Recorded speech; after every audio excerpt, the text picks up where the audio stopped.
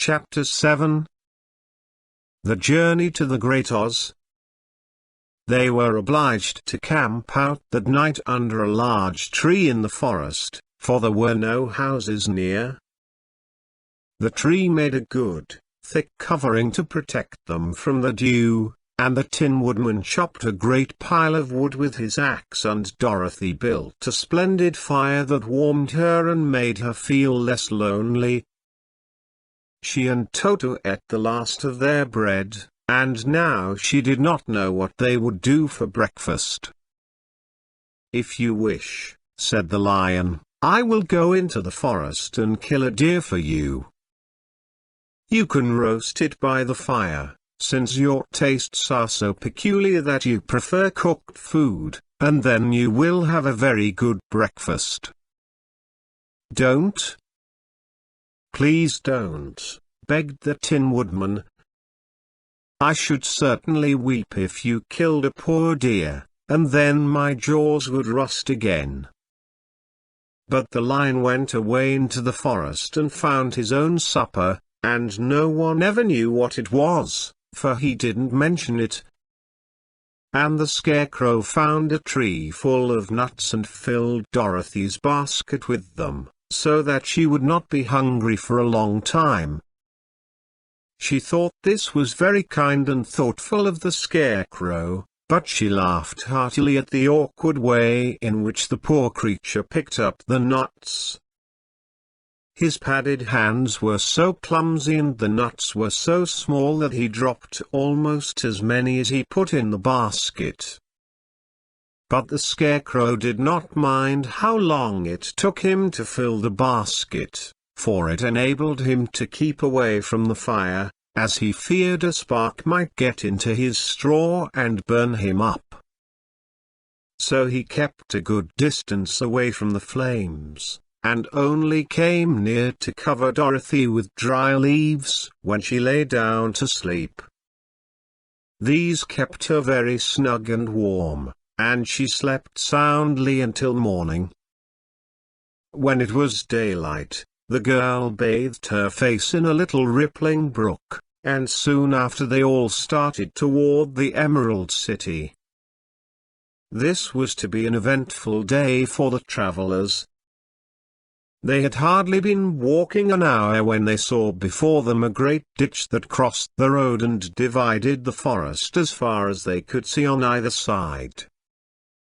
It was a very wide ditch, and when they crept up to the edge and looked into it they could see it was also very deep, and there were many big, jagged rocks at the bottom.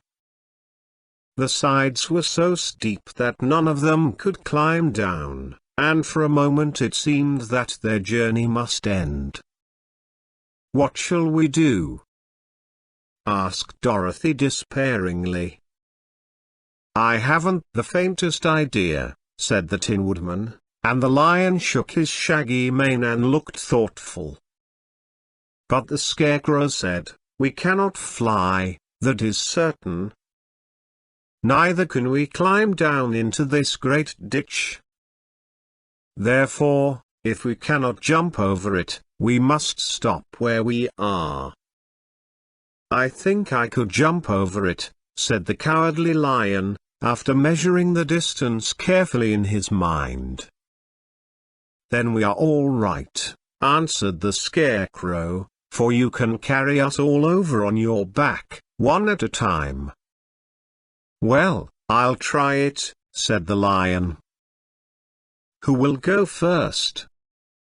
"I will," declared the Scarecrow, "for, if you found that you could not jump over the gulf, Dorothy would be killed, or the Tin Woodman badly dented on the rocks below. But if I am on your back it will not matter so much, for the fall would not hurt me at all." "I am terribly afraid of falling, myself," said the Cowardly Lion, "but I suppose there is nothing to do but try it. So get on my back and we will make the attempt." The Scarecrow sat upon the lion's back, and the big beast walked to the edge of the gulf and crouched down. "Why don't you run and jump?" asked the Scarecrow. "Because that isn't the way we lions do these things," he replied. Then giving a great spring, he shot through the air and landed safely on the other side. They were all greatly pleased to see how easily he did it, and after the Scarecrow had got down from his back, the lion sprang across the ditch again. Dorothy thought she would go next, so she took Toto in her arms and climbed on the lion's back, holding tightly to his mane with one hand. The next moment it seemed as if she were flying through the air, and then, before she had time to think about it, she was safe on the other side. The lion went back a third time and got the Tin Woodman, and then they all sat down for a few moments to give the beast a chance to rest, for his great leaps had made his breath short, and he panted like a big dog that has been running too long. They found the forest very thick on this side, and it looked dark and gloomy. After the lion had rested, they started along the road of yellow brick, silently wondering, each in his own mind, if ever they would come to the end of the woods and reach the bright sunshine again. To add to their discomfort, they soon heard strange noises in the depths of the forest, and the lion whispered to them that it was in this part of the country that the Kalidahs lived. "What are the Kalidahs?" asked the girl. "They are monstrous beasts with bodies like bears and heads like tigers," replied the lion, "and with claws so long and sharp that they could tear me in two as easily as I could kill Toto. I'm terribly afraid of the Kalidahs." "I'm not surprised that you are," returned Dorothy. "They must be dreadful beasts." The lion was about to reply when suddenly they came to another gulf across the road. But this one was so broad and deep that the lion knew at once he could not leap across it. So they sat down to consider what they should do, and after serious thought the Scarecrow said, "Here is a great tree, standing close to the ditch. If the Tin Woodman can chop it down, so that it will fall to the other side, we can walk across it easily." "That is a first-rate idea," said the lion. "One would almost suspect you had brains in your head, instead of straw."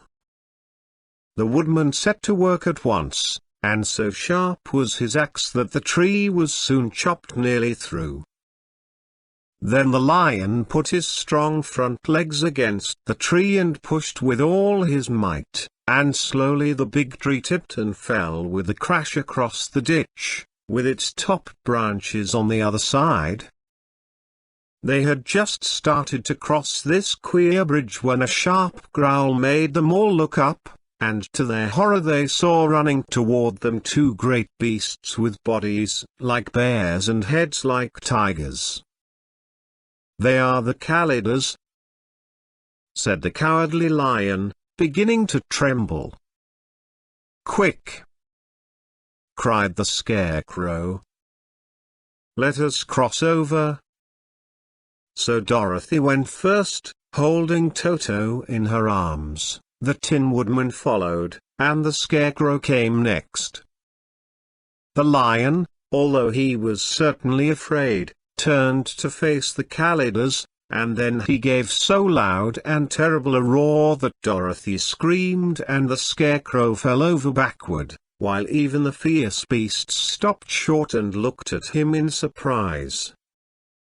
But, seeing they were bigger than the lion, and remembering that there were two of them and only one of him, the Kalidahs again rushed forward, and the lion crossed over the tree and turned to see what they would do next. Without stopping an instant, the fierce beasts also began to cross the tree. And the lion said to Dorothy, "We are lost, for they will surely tear us to pieces with their sharp claws. But stand close behind me, and I will fight them as long as I am alive." "Wait a minute," called the Scarecrow. He had been thinking what was best to be done, and now he asked the woodman to chop away the end of the tree that rested on their side of the ditch. The Tin Woodman began to use his axe at once, and, just as the two Kalidas were nearly across, the tree fell with a crash into the gulf, carrying the ugly, snarling brutes with it, and both were dashed to pieces on the sharp rocks at the bottom. "Well," said the Cowardly Lion, drawing a long breath of relief, "I see we are going to live a little while longer, and I am glad of it, for it must be a very uncomfortable thing not to be alive. Those creatures frightened me so badly that my heart is beating yet." "Ah," said the Tin Woodman sadly, "I wish I had a heart to beat." This adventure made the travelers more anxious than ever to get out of the forest, and they walked so fast that Dorothy became tired, and had to ride on the lion's back. To their great joy the trees became thinner the farther they advanced, and in the afternoon they suddenly came upon a broad river, flowing swiftly just before them. On the other side of the water they could see the road of yellow brick running through a beautiful country, with green meadows dotted with bright flowers and all the road bordered with trees hanging full of delicious fruits. They were greatly pleased to see this delightful country before them. "How shall we cross the river?" asked Dorothy. "That is easily done," replied the Scarecrow. "The Tin Woodman must build us a raft, so we can float to the other side." So the woodman took his axe and began to chop down small trees to make a raft, and while he was busy at this the Scarecrow found on the riverbank a tree full of fine fruit. This pleased Dorothy, who had eaten nothing but nuts all day, and she made a hearty meal of the ripe fruit. But it takes time to make a raft, even when one is as industrious and untiring as the Tin Woodman, and when night came the work was not done.